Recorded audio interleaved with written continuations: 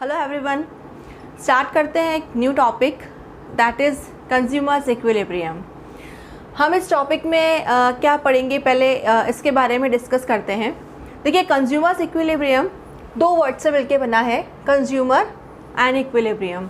Who is the consumer? Consumer is an economic agent. ठीक है, ये सिंपली क्या करता है, इकोनॉमी में परचेज करता है, बाय करता है और उसके थ्रू अपनी वांट्स को सेटिस्फाई करने की कोशिश करता है। So consumer is an economic agent who purchase और buy the product for satisfaction of wants. The second word is equilibrium.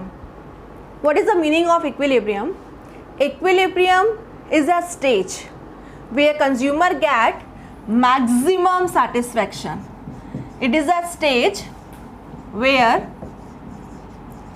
consumer get maximum satisfaction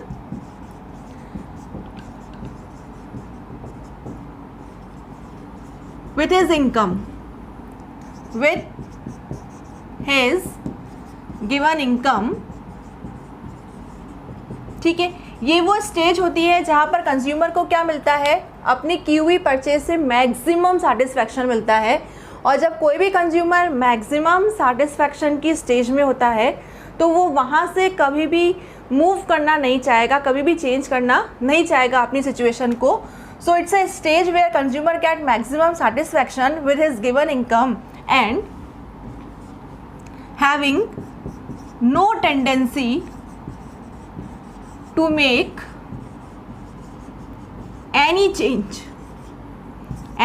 in what? Any change in his or her existing purchase. ठीक है, तो वो जो खरीद रहा है उससे उसे क्या मिल रहा है, मैक्सिमम सेटिस्फैक्शन मिल रहा है और वो इस स्टेज से मूव करना नहीं चाहेगा, इस चीज़ को चेंज करना नहीं चाहेगा। तो ऐसी स्टेज जहाँ पर कंज्यूमर को अपने परचेज किए हुए गुड्स और सर्विसेज से, अपने खर्च किए हुए पैसों से मैक्सिमम सेटिस्फैक्शन मिल रहा है, उस स्टेज को हम बोलते हैं कंज्यूमर्स इक्विलिब्रियम। तो कुल मिला के हमें इस चैप्टर में क्या पढ़ना है, हमें फर्स्ट ये पढ़ना है कि हम कंज्यूमर इक्विलिब्रियम कैसे फाइंड आउट करेंगे। ठीक है, हमने ये तो सीख लिया कि इक्विलिब्रियम वो स्टेज होती है जहाँ पर आप मैक्सिमम सेटिस्फैक्शन में होते हो और वहाँ से मूव करना नहीं चाहते, you have no tendency to make any change. लेकिन आप कैसे फाइंड आउट करोगे कि कौन सी स्टेज इक्विलिब्रियम की स्टेज है? तो कंज्यूमर्स इक्विलिब्रियम फाइंड आउट करने के लिए हम दो अप्रोचेस काम में लेते हैं। There are two approaches to find consumers equilibrium. तो कौन कौन से अप्रोचेस होती हैं?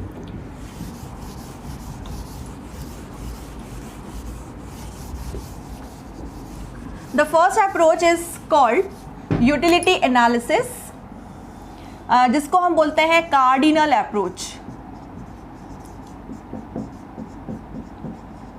इस कार्डिनल अप्रोच का दूसरा नाम है यूटिलिटी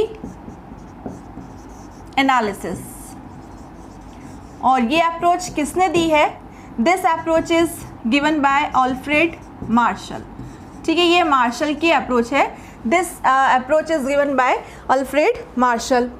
सेकेंड अप्रोच की बात करें, the second approach is called ordinal approach.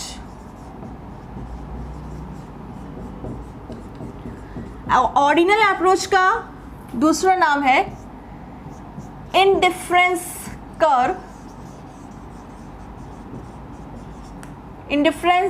Curve analysis.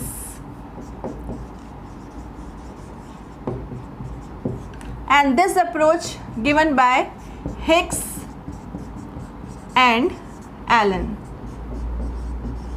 ठीक है, तो हमें क्या फाइंड आउट करना है? हमें फाइंड आउट करना है कंज्यूमर्स इक्विलिब्रियम, यानी वो स्टेज जहाँ पर कंज्यूमर मैक्सिमम सेटिस्फैक्शन में होगा। कैसे फाइंड आउट करेंगे? इसके लिए हमें दो अप्रोचेस के बारे में समझना है। The first approach is called cardinal approach and the second one is ordinal. First approach given by Marshall and second approach given by Hicks and Allen. First approach हम स्टार्ट करेंगे कार्डिनल अप्रोच और utility analysis. लेकिन utility analysis start करने से पहले हमें ये समझना होगा कि यूटिलिटी का क्या मीनिंग होता है। यानी इस अप्रोच को, इन दोनों अप्रोचेस को स्टार्ट करने से पहले हमें इन अप्रोचेस के बारे में कुछ बेसिक टर्म्स को समझना होगा। तो फर्स्ट हम उन टर्म्स के बारे में डिस्कस करेंगे और फिर हम इन एनालिसिस के through consumers equilibrium find out करना सीखेंगे। तो फर्स्ट हम स्टार्ट करते हैं with these basic terms. The first term that is want. ठीक है, इकोनॉमिक्स में वांट का क्या मीनिंग होता है? तो all desires, taste and motives of human beings are called wants in economics.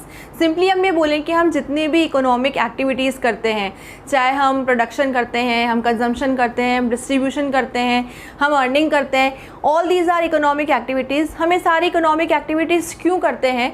क्योंकि ये सारी इकोनॉमिक एक्टिविटीज़ की जाती है वांट को सेटिस्फाई करने के लिए। तो हम ऐसा बोल सकते हैं कि human wants are basis for all economic activities.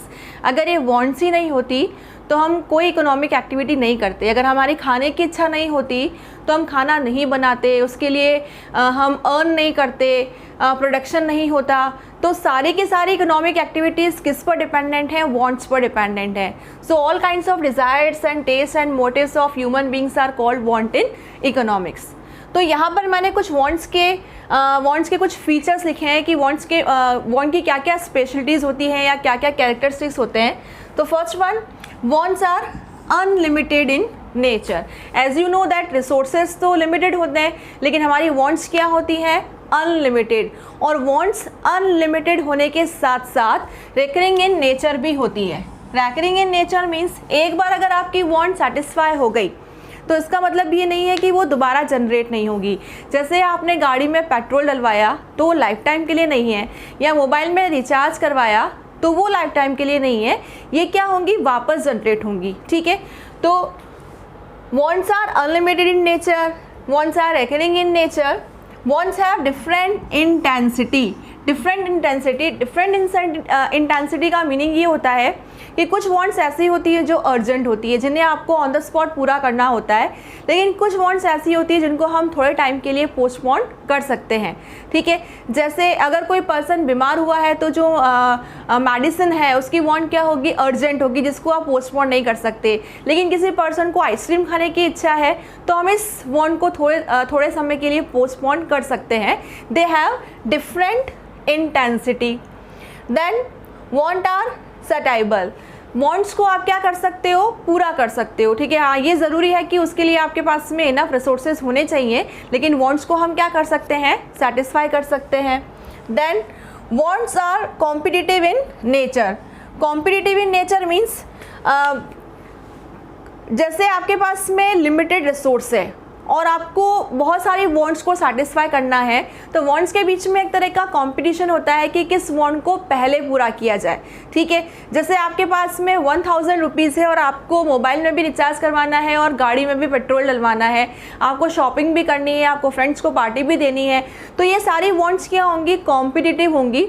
Accordingly आपको एक चॉइस मेकिंग करनी होगी कि आपके लिए जो प्रायर है आपको पहले अपनी उस वांट को सेटिस्फाई करना है। So these are competitive in nature. Wants are complementaries as well as alternative in nature.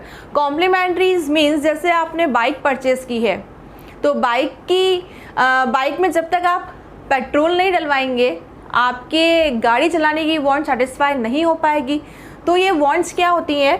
कॉम्प्लीमेंट्रीज भी होती है, ऑल्टरनेटिव्स भी होती है। आपको आइसक्रीम खानी है, आपके पास में वेराइटीज़, आपके पास में डिफरेंट फ्लेवर्स अवेलेबल हैं, तो उनमें से आपको अब चॉइस करना होगा। तो वांट्स कॉम्प्लीमेंट्रीज इन नेचर भी होती है और ऑल्टरनेटिव इन नेचर भी होती है। सबसे important, wants are subjective in nature. दो टर्म्स होती है, objective and subjective. Objective term का मीनिंग होता है यूनिवर्सल, दैट मीन्स सबके लिए वो चीज़ क्या है? सेम रहेगी। जैसे मैं अगर आपसे बोलूँ कि जो सन है, sun rises from the east, sun east से उगता है, rises from east, it's a universal truth. मेरे लिए भी वो ईस्ट से उगेगा, आपके लिए भी वो ईस्ट से राइज होगा, it's a universal, it's a objective. Pi की वैल्यू, 3.14 इट्स ऑब्जेक्टिव टर्म, हमारे सबके लिए वो चीज़ क्या है, सेम है, सबके लिए ओपिनियन अलग अलग नहीं है, सबके लिए आंसर अलग अलग नहीं है। सब्जेक्टिव टर्म का मतलब होता है depends upon the person, depend upon the subject, ठीक है। जब कोई भी रिजल्ट, कोई भी ओपिनियन, कोई भी चीज़ अगर subject to subject, person to person vary करती है तो उस नेचर को क्या बोलते हैं, सब्जेक्टिव। तो वांट्स क्या होती हैं, सब्जेक्टिव। मेरी वांट्स अलग होंगी, आपकी वांट्स अलग होंगी, डिपेंड करेगा ना person to person and subject to subject, universal नहीं होती, हर किसी की वांट्स सेम नहीं होती है, that's why wants are subjective and relative. Then wants affected by taste, fashion, income, your status, इन सब पर भी डिपेंड करती है। जैसे एक लग्जरी गाड़ी, एक लग्जरी कार परचेज करना किसी की वांट हो सकती है, तो किसी के लिए सिंपली एक 2 व्हीलर परचेज करना उसकी वांट हो सकती है। तो डिपेंड करेगा कि उसका इनकम क्या है, स्टेटस क्या है, उस पर्सन का चॉइस क्या है, प्रीफरेंसेस क्या है। तो वांट्स इन सारे फैक्टर्स के थ्रू क्या होती है, चेंज होती है, अफेक्टेड होती है। So these are the features and characteristics of wants.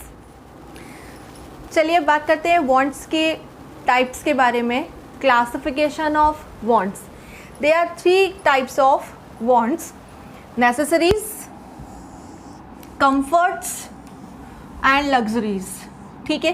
क्या होती हैं, देखो नेसेसरी वांट्स वो होती हैं which are essential for life, ठीक है, लिविंग के लिए, एग्जिस्टेंस के लिए जो ज़रूरी है उन्हें हम क्या बोलते हैं, नेसेसिटीज़ बोलते हैं। जैसे food, cloth, shelter, normally these are necessaries. Comforts वो वांट्स होती हैं जो लाइफ को क्या बनाती है, कंफर्टेबल और सेटिस्फाइंग बनाती है, ठीक है। एंड लग्जरीज जो सुपरफ्लस और एक्सपेंसिव वांट्स होती हैं उन्हें हम लग्जरीज बोलते हैं। कैसे, इनको कुछ एग्जांपल से समझते हैं। जैसे फर्स्ट हम बात करते हैं नेसेसरीज की। नेसेसरीज जो लिविंग के लिए एसेंशियल है, ये नेसेसरीज 3 तरह की हो सकती हैं। ये necessary wants are of 3 types. The first one necessaries for existence, जैसे एक मिनिमम अमाउंट का फूड, मिनिमम क्लॉथिंग और एक रहने के लिए एक नॉर्मल सा प्लेस, मतलब जिसमें आप सर्वाइव कर सको, ठीक है, that is minimum amount of food, cloth and shelter. These are necessary for life, these are necessary for existence. तो इस तरह की नेसेसरी को हम क्या बोलते हैं, नेसेसरी फॉर एग्जिस्टेंस।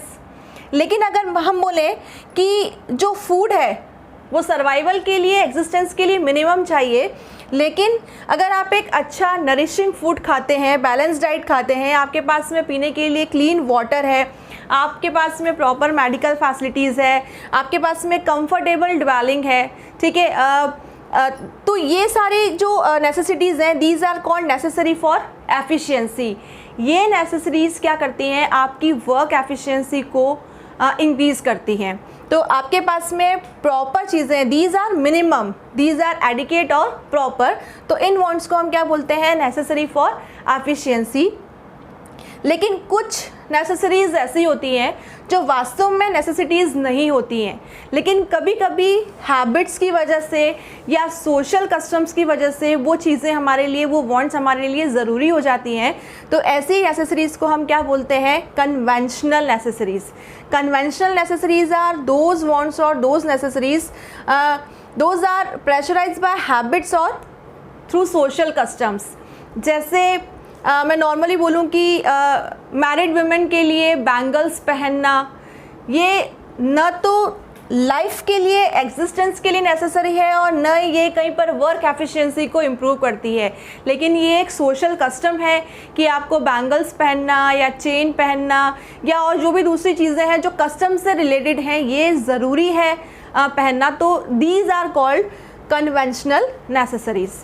तो necessaries simply required for existence, required for living.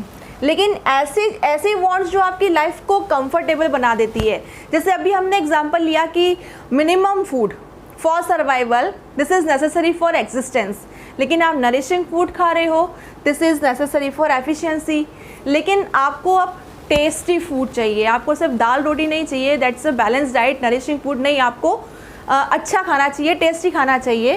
That tasty food मकान रहने के लिए कंफर्टेबल था, लेकिन नहीं, आपको एक अच्छा मकान चाहिए, गुड हाउस, आपको डिफरेंट ओकेजन्स पर पहनने के लिए डिफरेंट क्लॉथ्स चाहिए, दैट इज़ कंफर्ट्स। इनको हम क्या बोलेंगे? कंफर्ट नेसेसिटीज़ बोलेंगे। लेकिन इनसे भी एक लेवल ऊपर और ज़रूरत से ज़्यादा superfluous and expensive wants are called luxuries. जैसे अभी तक हम सिर्फ टेस्टी फूड तक लिमिटेड थे, अब हमें मल्टी कजिन्स चाहिए। गुड हाउस था, लेकिन अभी हमें एक बंगलो चाहिए। डिफरेंट क्लॉथ्स से, लेकिन अभी तो हमें ब्रांडेड और एक्सपेंसिव क्लॉथ्स चाहिए, हमें एक्सक्लूसिव कार चाहिए, हमें क्लासी फर्नीचर चाहिए। तो these kind of wants are called luxury wants. तो वांट्स तीन तरह की होंगी, necessities, comforts and luxuries. Our next basic concept is utility. What is the meaning of utility? The want satisfying power of any commodity is called its utility. जैसे ये marker, ये मेरे लिखने की वांट को सेटिस्फाई कर रहा है, ये बोर्ड मेरे लिखने की वांट को सेटिस्फाई कर रहा है। हम कोई भी चीज़ परचेज़ करते हैं, जैसे आपके पास पेन है, कॉपी है, ये मोबाइल फ़ोन है जो आपके अभी ऑनलाइन क्लासेस की वांट को सेटिस्फाई कर रहा है। तो हर चीज़ में, हर कमोडिटी में किसी न किसी वांट को सेटिस्फाई करने की पावर होती है, कैपेबिलिटी होती है। This want satisfying power is called utility. Utility को हम दो एस्पेक्ट्स में एक्सप्लेन कर सकते हैं। There are two aspects of utility. The first one is marginal utility and the second one is total utility. ठीक है, तो हम इसको एक एग्जाम्पल से समझते हैं। जैसे आपको बहुत तेज़ भूख लग रही है, ठीक है, आप अपने क्लासेस कंप्लीट करके और खाना खाने के लिए बैठेंगे। अब आपकी मदर ने फर्स्ट चपाती आपको सर्व करी, तो वो फर्स्ट चपाती आपके लिए क्या रखती है? आपको सबसे ज़्यादा सेटिस्फेक्शन देगी, सबसे ज़्यादा यूटिलिटी देगी। ठीक है, लेकिन जब आप सेकंड चपाती कंज्यूम करोगे तो आपको मिलने वाला सेटिस्फेक्शन पहले के कंपैरिजन में क्या हो जाएगा? कम हो जाएगा। ठीक है, क्योंकि आप ऑलरेडी एक चपाती कंज्यूम कर चुके हो। जब आप थर्ड चपाती कंज्यूम करोगे तो आपको फर्स्ट दोनों के कंपैरिजन में मिलने वाला सेटिस्फेक्शन और कम होगा, और हो सकता है कि फोर्थ चपाती की आपको रिक्वायरमेंट हो ही ना। ठीक है, तो ये जो फर्स्ट, सेकेंड और थर्ड यूनिट से मिलने वाली यूटिलिटी है, इसी को हम क्या बोलते हैं? Marginal utility. जैसे मान लीजिए जो चपाती के क्वांटिटीज़ हैं उसको मैं क्यू से रिप्रेजेंट कर रही हूँ, और हर एक चपाती से इंडिविजुअली जो मिलने वाला सेटिस्फेक्शन है उसको मैं MU, मार्जिनल यूटिलिटी MU से प्रेजेंट कर रही हूँ। QX and MUX, the quantity of X unit and the marginal utility of X unit. हमने फर्स्ट चपाती कंज्यूम करी, हमें सेटिस्फेक्शन मिला 6 का। फर्स्ट अजम्पशन कि हम यूटिलिटी को मेजर कर सकते हैं। क्या वास्तव में आपने जो चपाती खाई है आप उसको मेजर कर सकते हो कि उससे मिलने वाला सेटिस्फेक्शन कितना है? नहीं कर सकते। But for utility analysis we assume that we can measure the utility in terms of units, and the term of the unit of utility is called util. हम यूटिलिटी को किस में मेजर कर सकते हैं? यूटिल्स में। ठीक है, तो सेटिस्फेक्शन कितना मिला? 6 का। ये सबसे ज़्यादा सेटिस्फेक्शन होगा जब हम सेकंड चपाती कंज्यूम करेंगे, हमें फर्स्ट के कंपैरिजन में कम सेटिस्फेक्शन मिलेगा, से 4। थर्ड से हमें मिलेगा और कम, और मान लीजिए फोर्थ की रिक्वायरमेंट ही नहीं है, तो फोर्थ से मिलने वाले सेटिस्फेक्शन को हम क्या ले रहे हैं? 0। लेकिन अगर आप इसके बाद भी चपाती कंज्यूम कर रहे हो तो आपके लिए वो चपाती कोई यूटिलिटी क्रिएट नहीं करेगी। हो सकता है कि उससे आपकी तबीयत ख़राब हो जाए, and that chapati creates disutility. ठीक है, तो इसके बाद में माइनस यूटिलिटी किस में चली जाएगी? माइनस में चली जाएगी। अल्टीमेटली अगर लास्ट 6 पे लें तो इस तरीके से -4। तो first, second, third, fourth individually unit से मिलने वाली यूटिलिटी को हम क्या बोलेंगे? मार्जिनल। तो फर्स्ट चपाती कंज्यूम करने से हमें कितने की यूटिलिटी मिली? कितनी मार्जिनल यूटिलिटी मिली? That is 6 utils. सेकंड से कितने मिली? 4। थर्ड से कितनी मिली? 2।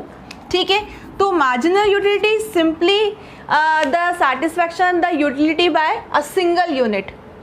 लेकिन जब मैं आपसे बोलूं कि टोटल 2 चपातीस कंज्यूम करने से आपको कितनी यूटिलिटी मिली, तो टोटल 2 से फर्स्ट से मिली 6, सेकंड से मिली 4, तो टोटल 2 चपाती कंज्यूम करने से आपको कितना सेटिस्फैक्शन मिला, कितनी यूटिलिटी मिली, 6 + 4 दैट इज 10 यूटिल्स। और इस 10 यूटिल्स को हम क्या बोलेंगे, टोटल यूटिलिटी ऑफ 2 यूनिट्स। वैसे अगर मैं आपसे बोलूं कि टोटल यूटिलिटी ऑफ 3 यूनिट्स कितना है, तो आप क्या बोलेंगे, 6 + 4 10 + 2 12। तो total utility of 3 units, consumption of 3 units is 12।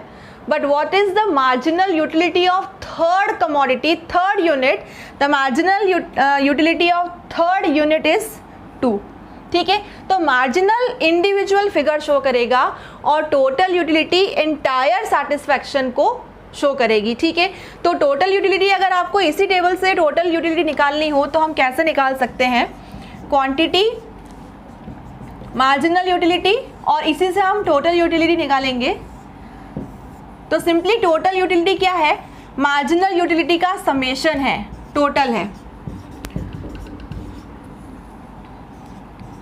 6420 -2 and -4। ठीक है, तो टोटल कैसे निकलेगा, एक चपाती खाने से मार्जिनल भी वही मिलेगा और टोटल भी वही मिलेगा, लेकिन टोटल 2 यूनिट्स कंज्यूम करने से कितना सेटिस्फैक्शन मिलेगा, 6 + 4 10 का। ठीक है, टोटल 3 से कितना मिलेगा, 6 + 4 + 2 12 का। इसका इजी तरीका और है कि आप इसमें नेक्स्ट वाला फिगर जोड़ दें, तो 12 + 0 12, 12 - 2 10 and 10 - 4 6। This is total utility. So total utility is the entire satisfaction obtained from consumption of commodity. ठीक है, बट व्हाट इज मार्जिनल। अगर मैं आपसे बोलूं कि इसी टेबल में अगर मैं ये मार्जिनल के फिगर्स को ब्लैंक कर दूं और अब मैं आपसे बोलूं कि please calculate the marginal utility of first unit, तो आप क्या बोलेंगे, 6। Now what is the marginal utility of second unit? Second की मार्जिनल कैसे निकालेंगे आप, तो इसमें से आपको फर्स्ट वाले को माइनस करना होगा, तभी तो इन दोनों का डिफरेंस निकलेगा कि सेकेंड से हमें कितना सेटिस्फैक्शन मिला। तो 10 - 6 दैट इज 4। थर्ड यूनिट को कंज्यूम करने से कितनी मार्जिनल यूटिलिटी मिली, तो आपको इसमें से 10 को माइनस करना पड़ेगा, 12 - 10 दैट इज 2। ठीक है, फोर्थ यूनिट से मिलने वाली मार्जिनल यूटिलिटी बताओ, तो फोर्थ यूनिट से कितना मिला आपको, 12 - 12 दैट इज 0।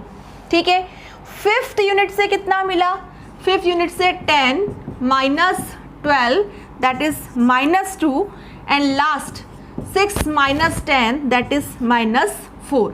तो हर बार हमने क्या किया, नेक्स्ट वाले में से प्रीवियस वाले को माइनस किया, हर बार हमने नेक्स्ट वाले में से प्रीवियस वाले को माइनस किया। इसका मतलब टोटल यूटिलिटी का जो डिफरेंस है वो मार्जिनल यूटिलिटी है और मार्जिनल यूटिलिटी का जो टोटल है, जो समेशन है, वो टोटल यूटिलिटी है। ठीक है, तो हम इसको कैसे डिफाइन कर सकते हैं, what is the meaning of marginal utility, change in total utility due to change due to consumption of one additional unit of a commodity, right? एक एक्स्ट्रा यूनिट यूज करने पर टोटल में कितना चेंज आया, हम 1 से सेकंड पे आए, हमने सेकंड को यूज किया तो हमारी टोटल यूटिलिटी 6 से बढ़ के 10 हो गई। तो what is the change, the change is 4। हमने सेकंड से थर्ड यूज किया, हमारी टोटल यूटिलिटी 10 से बढ़ के 12 हो गई. What is change? That is 2. So change in total utility due to consumption of one additional unit of a commodity is called marginal. तो मार्जिनल यूटिलिटी का फॉर्मूला हम यहाँ से बना सकते हैं. हम नेक्स्ट वाले में से प्रीवियस वाले को माइनस करते हैं हमेशा. तो अगर नेक्स्ट वाले को यानी इसे हम बोले nth unit, this is called nth unit, तो ये कौन सी हो जाएगी? n-1 हो जाएगी. प्रीवियस वाले को n-1 से शो करेंगे. तो फॉर्मूला क्या बन जाएगा? What is marginal utility? Marginal utility is total utility of nth unit minus total utility of n-1th unit. Next वाले में से आपको प्रीवियस वाले को माइनस करना होगा टोटल यूटिलिटी में. ठीक है. सो change in total utility due to consumption of one additional unit of a commodity is called marginal utility. So marginal utility is TU, total utility nth unit minus total utility of n-1. ठीक है. अब अगर मैं बोलूँ what is total utility, तो marginals का अगर आप total लगा दोगे तो total utility आ जाएगी. तो it is the entire satisfaction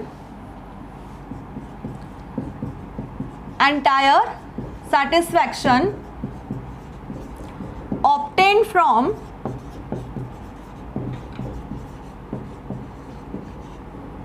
consumption of given amount of a commodity, right? Given amount of goods or commodity. ठीक है. जो पूरा का पूरा सेटिस्फैक्शन हमें मिल रहा है that is called total utility. और टोटल यूटिलिटी कैसे निकालते हैं? टोटल यूटिलिटी हम मार्जिनल यूटिलिटीज का टोटल करके निकाल सकते हैं. तो what is the formula of total utility? The total utility is summation of marginal utilities. Marginals को जोड़ते जाओ. 6 + 4 10, 10 + 2 12, 12 + 0 12, इस तरह से. तो मार्जिनल्स को जब हम ऐड करेंगे से TU is equal to marginal utility 1 plus marginal utility 2 so on marginal utility n. ठीक है. इस तरह से. तो total utility means entire satisfaction obtained from the consuming of given amount of commodity, and change in total utility due to consumption of one additional unit of a commodity is called marginal utility. ठीक है. इन्हें हम graph से भी explain कर सकते हैं. तो ग्राफ कैसे बनते हैं इसके बारे में समझते हैं कि ग्राफ का शेप क्या होता है. कर्व बनाने के लिए मैंने सेम टेबल रिपीट की है. Quantity of x commodity, total utility of x commodity and marginal utility of x commodity. हम मार्जिनल यूटिलिटी हमेशा ध्यान रखेंगे 6 4 2 0 -2 एंड -4. ठीक है. और अकॉर्डिंगली हम टोटल कैलकुलेट कर सकते हैं. हमने इसका सीक्वेंस इसलिए ऐसा रखा है क्योंकि marginal utility always diminishing order में होती है. क्यों होती है? इसे आप किसी भी खाने पीने की चीज़ के साथ रिलेट करके ध्यान में रखिएगा. जैसे मैंने चपाती का एग्जाम्पल दिया कि फर्स्ट पे मिलने वाला सेटिस्फेक्शन सबसे ज़्यादा होता है क्योंकि आपको उस समय बहुत भूख लगी होती है और आपने अभी तक कोई भी यूनिट कंज्यूम नहीं की होती. लेकिन सेकंड पे मिलने वाला सेटिस्फेक्शन कम हो जाएगा सेकंड पे. क्यों कम होगा? क्योंकि आप ऑलरेडी एक कंज्यूम कर चुके हो. थर्ड पे उससे कम होगा और हो सकता है कि फोर्थ पर 0 हो जाए, आपको चपाती खाने की रिक्वायरमेंट नहीं हो. लेकिन क्योंकि सब्ज़ी अच्छी बनी है इसलिए आपको और चपाती खानी है. आपने खा तो ली लेकिन वो आपको क्या क्रिएट करेगी? वो क्या देगी आपको? डिसयूटिलिटी, वो माइनस में. ठीक है. हम मार्जिनल्स की बात कर रहे हैं. हमें मार्जिनल वैल्यूज़ अगर पता है तो हम अकॉर्डिंगली टोटल करके 6 + 4 10 + 2 12 + 0 इस तरह से टोटल यूटिलिटी फाइंड आउट कर सकते हैं. तो टोटल यूटिलिटी एंटायर सेटिस्फेक्शन होता है और मार्जिनल यूटिलिटी टोटल का डिफरेंस होता है. ठीक है. ये एक इंडिविजुअल यूनिट से मिलने वाला सेटिस्फेक्शन है. अब कर्व के फॉर्म में इसको कैसे रिप्रेजेंट कर सकते हैं? तो कर्व के लिए हम एक्स एक्सिस पर ले रहे हैं नंबर ऑफ यूनिट्स. अब देखिए ये वैल्यूज़ निगेटिव में जा रही है मार्जिनल की, इसलिए हमें निगेटिव एक्सिस भी लेना पड़ेगा. तो हमने इसको थोड़ा सा और नीचे ले लिया. एक्स एक्सिस पर हमने लिया है नंबर ऑफ यूनिट्स और वाई एक्सिस पर हमने लिया है total utility and marginal utility. ठीक है.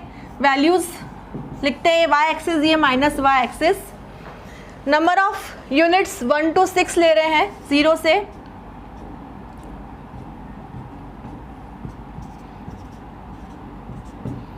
और वाई एक्सिस पर टोटल यूटिलिटी और मार्जिनल यूटिलिटी दोनों के फिगर्स लेने हैं। मैक्सिमम वैल्यू सिर्फ 12 ही है इसके अंदर, तो यहाँ पर भी हम 2 का गैप लेते हैं।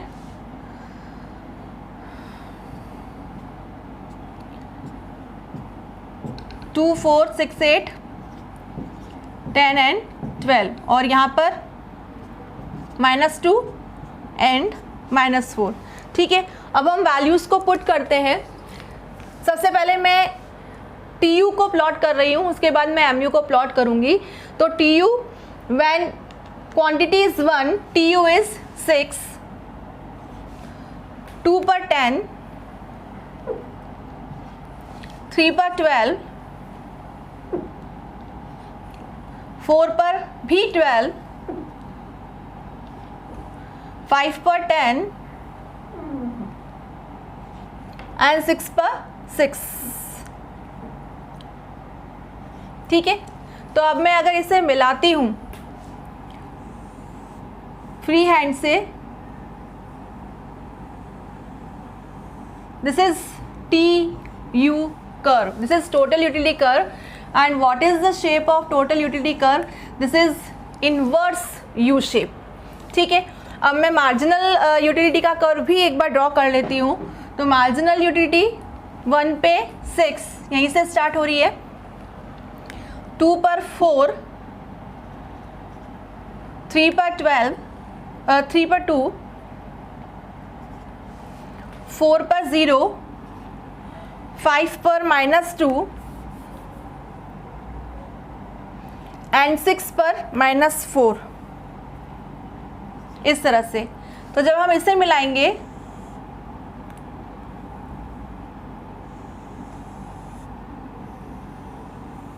This is MU curve. ठीक है ना, तो TU एंड MU। तो अगर आप डायग्राम देखेंगे तो आप ये समझ सकते हैं कि what is the shape of total utility curve? It is U shaped curve. And what is the shape of MU? MU is downward slope.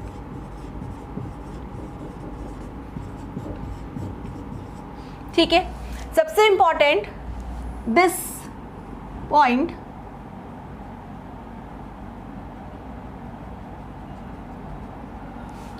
ठीक है, when TU is maximum, this is maximum figure, जब 12 था हमारा total utility, when TU is maximum, what is the value of marginal utility? The MU is 0। ठीक है, तो ये चीज़ ध्यान रखिएगा। The total utility is a U-shaped curve and the marginal utility is downward slope.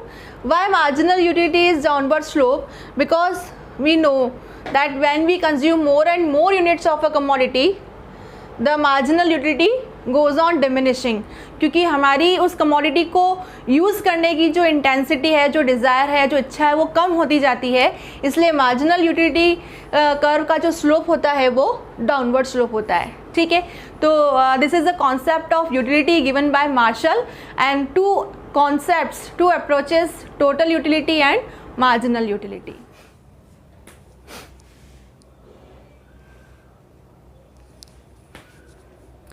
चलिए एक दो न्यूमेरिकल एग्जांपल से समझते हैं टोटल यूटिलिटी और मार्जिनल यूटिलिटी के कॉन्सेप्ट को।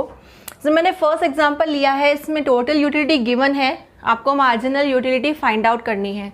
ठीक है, तो what is the formula of marginal utility? Marginal utility is total utility n minus total utility n minus 1, यानी नेक्स्ट वाले में से आपको प्रीवियस वाला माइनस करना है। ध्यान रखिएगा, जब भी क्वांटिटी सीक्वेंस में दे रखी हो तो आपको ये फॉर्मूला यूज़ करना है कि नेक्स्ट वाली टोटल यूटिलिटी में से प्रीवियस वाली टोटल यूटिलिटी को माइनस करना है। ठीक है, तो इनिशियल दोनों सेम होंगे। Then 14 minus 8, what is MU? That is 6। Then 18 minus 14, 4, 20 minus 18, 2, 20 minus 20, 0 and 17 minus 20 that is -3। ठीक ठीक है, तो ये फॉर्मूला हमें मार्जिनल यूटिलिटी निकालने का तब यूज़ करना है जब क्वांटिटी सीक्वेंस में दे रखी है।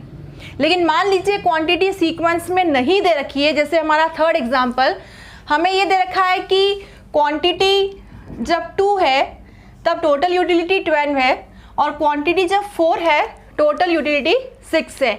यानी देखो क्वांटिटी सीक्वेंस में नहीं गिवन है, 3 इज मिसिंग, और आपको मार्जिनल यूटिलिटी निकालनी है। इस केस में हम ये वाला फॉर्मूला यूज़ नहीं कर सकते। ये फॉर्मूला तभी यूज़ होगा जब क्वांटिटी सीक्वेंस में होगी। तो इस केस में हम मार्जिनल यूटिलिटी निकालने का दूसरा फॉर्मूला यूज़ करेंगे, that is marginal utility is equal to change in total utility divide by change in quantity. ठीक है, ये फॉर्मूला तब यूज़ करते हैं जब क्वांटिटी सीक्वेंस में नहीं होती। चेंज इन टोटल यूटिलिटी का मतलब होता है इन दोनों का डिफरेंस। तो कितना चेंज आ रहा है, देखो what is delta D you, that is 12 minus 6, and what is delta Q, that is 4 minus 2।